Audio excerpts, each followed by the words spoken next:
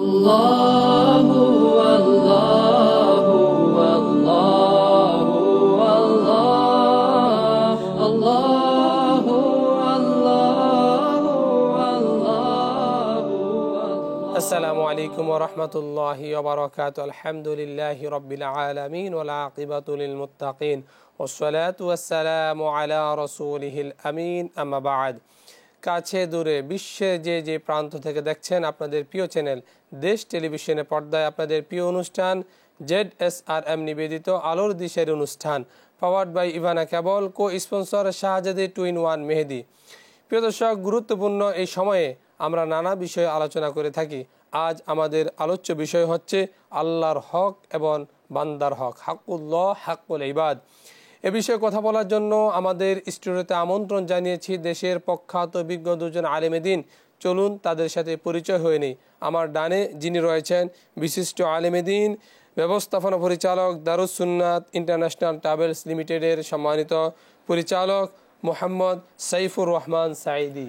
আসসালামু আলাইকুম ওয়া রাহমাতুল্লাহি ওয়া বারাকাতুহু। প্রিয় দর্শক, আমার বামে যিনি রয়েছেন বিশিষ্ট আলেমে দ্বীন শেখ জিয়াউল হাসান আল আজহারি, প্রতিষ্ঠাতা ও পরিচালক আল আজহার ইন্টারন্যাশনাল ইনস্টিটিউট, ঢাকা।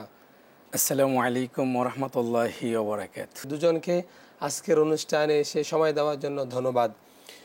প্রিয় দর্শক, আল্লাহ রাব্বুল আলামিন আমাদেরকে প্রেরণ করেছেন এবং পাশাপাশি আমাদেরকে আল্লাহ তাআলা বান্দা বানিয়েছেন। আল্লাহর হক কি কোনগুলো রয়েছে এবং বান্দার হক কোনগুলো রয়েছে আমাদের অনেকেরই অজানা। এই জন্য আজ আমরা আল্লাহর হক এবং বান্দার হক কোনগুলো এ বিষয়ে আমাদের মুহতারম দয়েদের কাছ থেকে জানার চেষ্টা করব ইনশাআল্লাহ। আমরা আল্লাহর প্রতিনিধি হিসাবে কোন কোন হকগুলো সমাজের মধ্যে বাস্তবায়ন করব, নিজের জীবনের মধ্যে বাস্তবায়ন করব, আল্লাহর হকগুলো কি কি? আলহামদুলিল্লাহ, আলহামদুলিল্লাহি কাফা ওয়া সালামুন আলা ইবাদিহিল্লাযীনা ইসতাফা, আম্মা বাদ। যেহেতু হকুল্লাহ এবং হকুল ইবাদ অত্যন্ত গুরুত্বপূর্ণ, তাৎপর্যপূর্ণ একটি বিষয়। মহান আল্লাহ রাব্বুল আলামিন কালামে হাকিমে বলেন, অকাদা রব্বুকা আল্লা তা'বুদু ইল্লা ইয়াহু ওয়া বিল ওয়ালিদাইনি ইহসানা।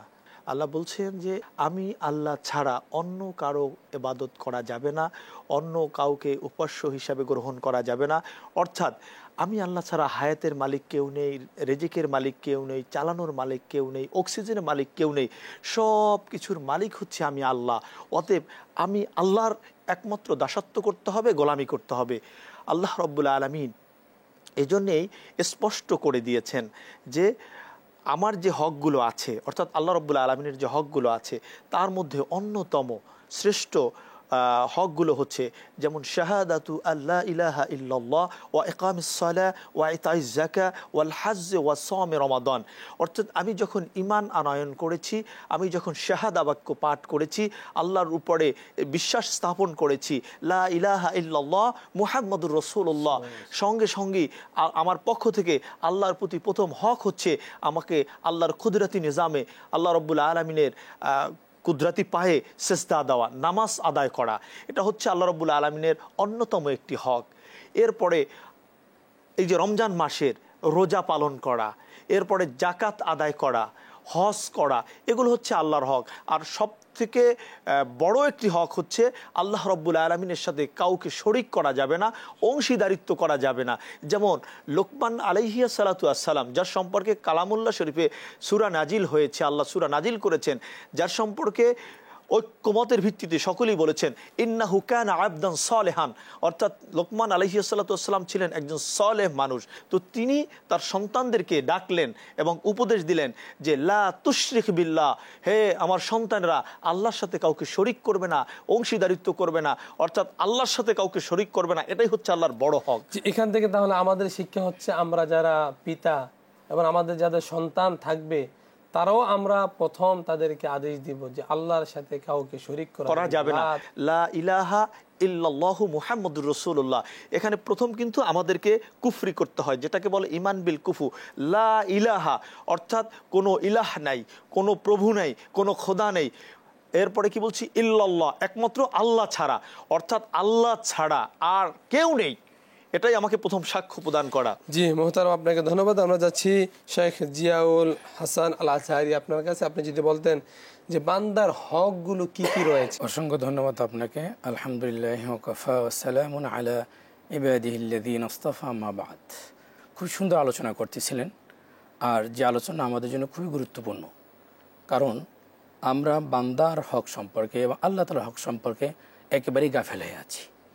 সেক্ষেত্রে আমরা যখন আল্লাহ তাআলার হক এবং বান্দার হক সম্পর্কে যখন জানব এবং সে অনুযায়ী যখন আমল করব, তখন দেখা যাবে যে আমাদের পৃথিবীর ভিতরে যে একটা ফিতনা আছে, যে একে অপর আমরা চক্রবৃদ্ধি হারে একে অপরকে ঠকাচ্ছি। কারণ আমরা জানি না যে আল্লাহ তাআলা আমার উপরে কি দায়িত্ব দিয়েছে। আমি যদি জানতাম যে কোনো বান্দাকে ঠকানো যাবে না, আর আমি যদি না ঠকাইতাম, যেমন আমরা পণ্যের ভিতরে ভেজাল দিচ্ছি, ওজনে কম দিচ্ছি, আমরা একে অপরকে মিথ্যা বলতেছি, একে অপরের হক নষ্ট করতেছি, যখন জানতাম যে আমি অন্যকে ঠকাচ্ছি, কিন্তু ঘটনাক্রমে আমি নিজেও ঠকতেছি, আর যখন প্রত্যেকটা মানুষ আমরা যখন একে অপরকে না ঠকাতাম, তখন দেখা যাবে যে আমরা কেউ ঠকতেছি না। রাসূল সাল্লাল্লাহু আলাইহি সাল্লাম জাহিলিয়াতের জমানায় আসছিলেন। তিনি যখন এসে মুহাম্মদ সাল্লাল্লাহু আলাইহি সাল্লাম যখন দৌড় দিয়েছিলেন, দিনে দাওয়াত দেওয়া শুরু করেছে, সমস্ত পৃথিবীতে দিন চমকে গিয়েছিল। আর তখন সেই আল্লাহ ভোলা মানুষগুলা আল্লাহ হয়ে গিয়েছিল, আর আল্লাহ মানুষগুলা সোনালি একটা যুগ তারা উপহারে পেয়েছিল। আর তখন তারা জানতো যে কেউ কারো কোনো হক নষ্ট করা যাবে না। একজন শহীদের সকল কিছু আল্লাহ তাআলা ক্ষমা করে দিবেন, কিন্তু বান্দার হক নষ্ট করছেন সেটা কিন্তু আল্লাহ তাআলাও ক্ষমা করতে পারবেন না। এই জন্য আমরা যে যে অবস্থাতে আছি, সে হোক আমরা ব্যবসায়িক, আজকে এই যে রমজান আসছে, এই রমজান মাসে আমরা কি করি, দ্রব্যমূল্যের দাম বাড়িয়ে দিই। চিন্তা করে আজকে আমরা এত মাস আমরা ব্যবসা করেছি, আজকে আরও বেশি করব না। হওয়া উচিতটা এরকম যে আমি 11 মাস ব্যবসা করেছি, 1 মাস আমি কি ব্যবসা কম করব। যেরকম আমরা আল আজহার বিশ্ববিদ্যালয়ে ছিলাম, অর্থাৎ আরব দেশগুলো দেখেছি যে রমজানকে কেন্দ্র করে তারা ডিসকাউন্ট দিয়ে দেয়। এমনও হয়ে যায় যে রমজান মাসে তারা এত বেশি ডিসকাউন্ট যে কেনা দামে তারা বিক্রি করে। 11 মাস ব্যবসা করে 1 মাস আমরা মানুষদেরকে বিলিয়ে দিব। এই জিনিসগুলো যদি আমাদের মাঝে আসতো, তাহলে এত মানুষ অসহায় থাকতো না, এত মানুষ গরিব থাকতো না। এই জন্য আমাদের চিন্তার পরিবর্তন করা দরকার। আমার যে বরাদ্দ যেটা আছে, আমার আল্লাহ যতটুকু আমার জন্য বরাদ্দ দিয়েছে ততটুকুই আমি পাবো, এর বেশি হাজার চেষ্টা করেও আমি পাবো না। কিন্তু আমরা মনে করি যে না, আমি চেষ্টা করলে অনেক বেশি পাবো, কিন্তু চেষ্টা ঠিকই করেছি, কিন্তু আমরা পাই না। এই জন্য সকল দর্শকদেরকে আমরা বলবো যে আমরা যে যেখানে আছি, যে অবস্থাতে আছে, হয়তো হোক ব্যবসার ক্ষেত্রে, হোক অফিসে, হোক বাড়িতে, হোক নিজের শ্রমিক কর্মচারী, সকলের সাথে তাদের যথাযথ যেটা আছে সেটা আমরা পূরণ করে দিই, তাদেরকে আমরা যথাযথভাবে মূল্যায়ন করি। এতে হবে কি, আমি নিজেও ঠকবো না এবং অপরকেও কি ঠকাবো না, কারণ আমরা জানি যে বান্দার হক আল্লাহ তাআলা নিজেও ক্ষমা করতে পারবেন। মোহতারাম, আপনাকে ধন্যবাদ। আমরা সময় হয়েছে বিরতিতে যাওয়ার, বিরতি থেকে ফিরে এসে আমরা বাকি কথা শুনবো ইনশাআল্লাহ। প্রিয় দর্শক, সময় হয়েছে বিরতিতে যাওয়ার। আপনারা দেখছেন ZSRM নিবেদিত আলোর দিশার অনুষ্ঠান, powered by Ivana cable, co sponsor Shahzadi 2-in-1 মেহেদি। নিচ্ছি ছোট্ট একটি বিরতি, ফিরছি কিছুক্ষণ পর, সঙ্গেই থাকুন। আল্লাহু আল্লাহু আল্লাহু আল্লাহ। প্রিয় দর্শক, এতক্ষণ পর্যন্ত সঙ্গে থাকার জন্য ধন্যবাদ। আপনারা দেখছেন ZSRM নিবেদিত আলোর দিশার অনুষ্ঠান, powered by Ivana cable, co sponsor Shahzadi 2-in-1 মেহেদি। আমরা শুনছিলাম মুহতারামদের কাছ থেকে আল্লাহর হক এবং বান্দার হক সম্পর্কে। আমি এবার চলে যাচ্ছি মোহাম্মদ সাইফুর রহমান সাইদ আপনার কাছে। আপনি যদি বলতেন যে আল্লাহর হকগুলো যদি আমরা ঠিক মতন আদায় না করি, তাহলে আমাদের জন্য আল্লাহ তাআলা কি শাস্তির ব্যবস্থা করে রেখেছেন। আল্লাহ রাব্বুল আলামিন বান্দাকে সৃষ্টি করেছেন চ্যালেঞ্জ করে। মানুষ সৃষ্টির অনেক শত নয় হাজার হাজার বছর আগে আল্লাহ এই দুনিয়াকে সৃষ্টি করেছেন, এবং আল্লাহ যখন চিন্তা করলেন যে তিনি দুনিয়াতে একদল প্রতিনিধি পাঠাবেন, খলিফা প্রেরণ করবেন, মানুষ পাঠাবেন, তখন তিনি ফেরেশতাদের সাথে বসলেন, একটা মিটিং কল করলেন। কল করে ফেরেশতাদেরকে বললেন যে আমার ফেরেশতারা, আমি দুনিয়াতে একদল প্রতিনিধি পাঠাতে চাই, যারা আমি আল্লাহর দাসত্ব করবে, আমি আল্লাহর তাসবিহ বর্ণনা করবে, আমি আল্লাহর কুদরতি নিজামে সিজদা দিবে। ইন্নী জাইলুন ফিল আরদি খলিফা ক্বালু আতাজআলু। আল্লাহ রাব্বুল আলামিন যখন এই কথা বললেন, ফেরেশতারা এটার বিরোধিতা করলো। তারা আল্লাহ রাব্বুল আলামিনকে স্পষ্ট ভাষায় বলে দিলেন যে আল্লাহ দ্বিমত পোষণ করলেন, দ্বিমত পোষণ করলেন যে আল্লাহ আমরাই তো আপনার তাসবিহ বর্ণনা করি, আমরাই তো আপনাকে রুকু করি, সিজদা করি। আল্লাহ আপনি যাদেরকে দুনিয়াতে পাঠাতে চান তারা তো দুনিয়াতে গেলে রক্তপাত ঘটাবে, দাঙ্গা হামগা করবে, মারামারি করবে, আল্লাহ দরকার নেই। আল্লাহ তখনই তাদের সাথে চ্যালেঞ্জ ছুড়ে দিয়ে বললেন ইন্নী আলামু মা লা তা'লামুন, এই ফেরেশতারা আমি আল্লাহ যা জানি তুমি তা জানো না। এরপরে আল্লাহ দুনিয়াতে আমাদেরকে পাঠালেন এবং পাঠানোর পরে আল্লাহ রাব্বুল আলামিন একটা সিলেবাস দিয়ে দিলেন। রহমতের নবী মায়ার নবীর উপরে কালামে হাকিম নাজিল করে একটা পূর্ণাঙ্গ জীবন ব্যবস্থা দিয়ে দিলেন, একটা সিলেবাস দিলেন এবং বলে দিলেন এইভাবে চলতে হবে। এবং রাসূল আরবি সাল্লাল্লাহু আলাইহি ওয়াসাল্লাম তারই ধারাবাহিকতায় বলে দিলেন তুমি যখন ঈমান আনয়ন করবা, ঈমান আনয়নের পরে তুমি নামাজ পড়বা, রোজা রাখবা, হজ করবা, জাকাত দিবা। এর পাশাপাশি আল্লাহ রাব্বুল আলামিনের ওই আয়াতের দিকে লক্ষ্য করে আল্লাহর নবী বললেন আমি আল্লাহর দাসত্ব করবা, আমি আল্লাহর গোলামি করবা। এরপরেই আল্লাহ বলে দিলেন যে তুমি তোমার অবিল ওয়ালিদাইনি ইহসানা, প্রথমত হক হচ্ছে পৃথিবীতে আসমানের নিচে জমিনের উপরে সৃষ্টি জগতে আল্লাহ রাব্বুল আলামিনের পরে রাসূল আরবি সাল্লাল্লাহু আলাইহি ওয়াসাল্লামের পরে মা বাবার হক, অর্থাৎ মা বাবার সেবা শুশ্রূষা করা।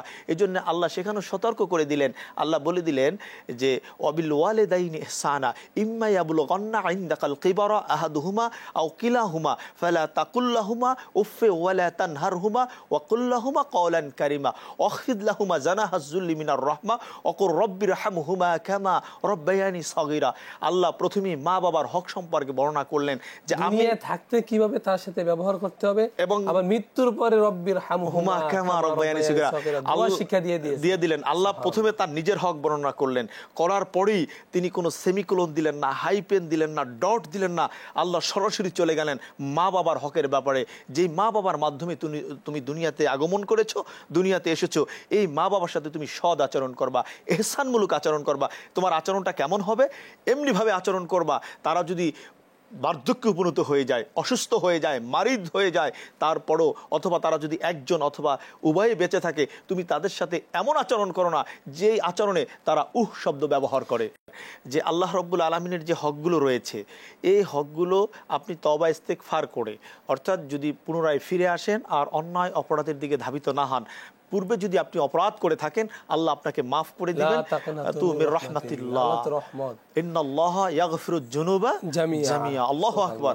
তো আল্লাহ তো ক্ষমা করে দিবেন, কিন্তু স্পষ্ট কথা হলো আপনি আল্লাহর কাছে তওবা করার পরে পুনরায় আবার পাপের দিকে যেতে পারবেন না। জিয়াউল হাসান আল আজহারি, আপনার কাছে আপনি যদি বলতেন যে আপনি চমৎকার বলছিলেন বান্দার হক নিয়ে, বান্দার হকগুলো যদি আমরা আদায় না করি তাহলে কিয়ামতের মাঠে আমাদের জন্য কি পরিণাম রয়েছে, কি পরিণতি রয়েছে? ইন্না জাআলনা মা আলাল আরদ যিনাতাল্লাহা লিনাবলুয়াকুম আইয়ুকুম আহসানু আমালা। আল্লাহ সুবহানাহু ওয়া তাআলা তিনি প্রশ্ন করেছেন, তিনি আবার উত্তর দিয়েছেন, তিনি আবার সমাধান দিয়েছেন। আমি সমস্ত পৃথিবীকে সৃষ্টি করেছি সৌন্দর্য স্বরূপ, যিনাতাল্লাহ। লিমাযা, কেন? লিনাবলুয়াকুম আইয়ুকুম আহসানু আমালা, কারণ হলো তোমাদের মধ্য থেকে কে ভালো আমল করে এটাই দেখার জন্য। আল্লাহ তাআলাই প্রশ্নকারী, আল্লাহ তাআলাই আবার উত্তরকারী। এটা দ্বারা বান্দাকে বুঝিয়েছে, বান্দা আমি তোমাকে সৃষ্টি করেছি শুধু দুনিয়ার নাজ নিয়ামত ভোগ বিলাস করার জন্য না, আমি তোমাকে সৃষ্টি করেছি লিনাবলুয়াকুম, পরীক্ষা করার জন্য, আইয়ুকুম আহসানু আমালা, তোমাদের মধ্য থেকে কে ভালো আমল করে। এরপরে আয়াতে আল্লাহ তাআলা বলতেছেন ওয়া ইন্না লাজাইলুনা মা আলাইহা সাঈদান জুরজা, সুবহানাল্লাহ। এরপর আল্লাহ তাআলা বলতেছেন যে বান্দা তুমি এই চাকচিকির পিছনে পড়ে তুমি ধ্বংস হয়ে যাও না। ওয়া ইন্না লাজাইলুনা মা আলাইহা সাঈদান জুরজা, দেখে শুনে রাখো এই সব সৌন্দর্য আমি সাজিয়েছি জাস্ট সাজানোর জন্য, এর ভিতর তুমি পড়ো না, কারণ এগুলো সব কিছু একবার ধ্বংস হয়ে যাবে, জুরুজা হয়ে যাবে, এর কোনো উৎপাদন শক্তি থাকবে, মাটি ফসল উৎপাদন করতে পারবে না। এগুলো সব নিছক একটা দুনিয়া। সম্মানিত দর্শকদেরকে আমিও বলবো এটাই, যে আমরা যে যা দেখতেছি বাস্তবত এটা আমাদের সাথে যাবে না, আমাদের সাথে যাবে আমাদের আমল। আমরা যদি আমল করতে পারি, পৃথিবীর কেউ দেখে না, আমার আল্লাহ দেখে। এই ভয়, খৌফ, এই ডর যদি আমার অন্তরে থাকে, আমার দ্বারা কখনো গুনাহ করা সম্ভব না। আল্লাহকে ভয় করা। আমি যদি জানি যে আমার আল্লাহ দেখতেছে, পৃথিবীর কেউ দেখে না, তো কোনো মানুষই, সে হোক প্রশাসনের লোক, হোক সে সাধারণ ব্যক্তি, হোক কর্মচারী, হোক শ্রমজীবী, সে সবসময় চিন্তা করবে আমার কেউ দেখে না, আল্লাহ দেখে। তো পিতামাতার কথা বলতে গেলেই আমরা সবাই একদিন পিতামাতা সহকারে এসেছিলাম, অনেকে আমাদের মাঝখান থেকে চলে গেছে। রমজান মাস, তাদের জন্য আমরা সবসময় দোয়া করব, রব্বির হামহুমা কামা রব্বায়ানি সগীরা। আমরা একদিন চলে যাব, 50 বছর আগে আমাদের আলোচনা ছিল না, 50 বছর পরেও আমাদের আলোচনা থাকবে না, এটি দুনিয়ার নিয়ম। কিন্তু আপনি চলে যাওয়ার পর আপনি আমার আলোচনা যাতে থাকে, এই জন্য এমন কিছু করে যাওয়া দরকার, এমন কিছু রেখে যাওয়া দরকার যে আমি চলে যাওয়ার পরও যাতে মানুষ আমাদেরকে স্মরণ করে, তুমি যখন এসেছিলে ভবে কেঁদেছিলে, তুমি হেসেছিলে সবে, এমন জীবন করিবে গঠন, মরিতে হাসিবে তুমি, কাঁদিবে ভুবন। এটাই হওয়া উচিত। এই জন্য বান্দার হকগুলো আমাদেরকে অবশ্যই আদায় করতে হবে, আর আল্লাহর হকের ব্যাপারে আমাদের অবশ্যই সচেতন থাকতে হবে। জি মুহতারাম, আমরা এবার যাচ্ছি মোহাম্মদ সাইফুর রহমান সাইদি আপনার কাছে। আপনি যদি বলেন যে আল্লাহর হক এবং বান্দার হক, এই দুইটার প্রতি আমরা কি পরিমাণ গুরুত্ব দিতে হবে? যে বান্দার হকগুলো হচ্ছে, যেমন সন্তানের মা বাবার প্রতি হক আছে, মা বাবার সন্তানের প্রতি হক আছে, স্বামীর স্ত্রীর প্রতি হক আছে, স্ত্রীর স্বামীর প্রতি হক আছে, এবং একজন মানুষের পাড়া প্রতিবেশীর প্রতি হক আছে। অর্থাৎ এক কথায় ইমামের মুসল্লির প্রতি হক আছে, যিনি রাষ্ট্রপ্রধান আছেন তার জনগণের উপরে হক আছে। কেউ যদি কোনো হক নষ্ট করে তাহলে কিয়ামতের ময়দানে উনি যদি শহীদের মর্যাদাও পান, কিন্তু উনি এই মানুষের হক, বান্দার হক আদায় না করা পর্যন্ত আল্লাহ তাকে জান্নাত দিবেন না। এটাই হচ্ছে আল্লাহর ফয়সালা। নাম্বার 2 হচ্ছে, আমাদের আল্লাহর হক আদায় না করা পর্যন্ত আমরা জান্নাতের আশাও করতে পারি না। কারণ আল্লাহর হকের মধ্যে অন্যতম শ্রেষ্ঠ একটি হক হচ্ছে নামাজ আদায় করা। আর নামাজ সম্পর্কে বলতে গিয়ে আল্লাহ রসুল বলছেন, আস-সালাতু মিরাজুল মুমিনিন, নামাজ হচ্ছে মুমিনের মেরাজ, আল্লাহর সাথে সাক্ষাৎ হয়ে যা। আস-সালাতু মিফতাহুল জান্নাহ, নামাজ হচ্ছে বেহেশতের চাবি, এই বেহেশতের চাবি দিয়ে আপনি জান্নাতে ঢুকবেন। এরপরে রোজার মাস চলতেছে, এই যে আমরা সিয়াম সাধনা পালন করতেছি, এই রোজা সম্পর্কে আল্লাহর হাবিব আমাদেরকে স্পষ্ট জানিয়েছেন, আস-সাওমু লি ওয়া আনা আজজি বিহি, রোজা কেবল আমার জন্য আর আমি আল্লাহর প্রতিদান আমি নিজ হাতে দিব। তো এই জন্য, এবং রোজাদারের জন্য আল্লাহ রাব্বুল আলামিন একটা তোরণ বানিয়েছেন, গেট বানিয়েছেন, যেই গেটটির নাম হচ্ছে বাবে রয়্যান, অর্থাৎ রোজাদাররাই এই গেট দিয়ে জান্নাতে প্রবেশ করবে। সুবহানাল্লাহ, সুবহানাল্লাহ। জি মুহতারাম, আপনাদের দুজনকে আজকের অনুষ্ঠানে এসে সময় দেওয়ার জন্য ধন্যবাদ। আমরা গুরুত্বপূর্ণ বিষয় আল্লাহর হক এবং বান্দার হক নিয়ে আলোচনা করেছি। প্রিয় দর্শক, দেখতে দেখতে আমাদের সময় একেবারেই শেষ পর্যায়ে চলে এসেছে। আজকের মতো বিদায় নিতে হচ্ছে।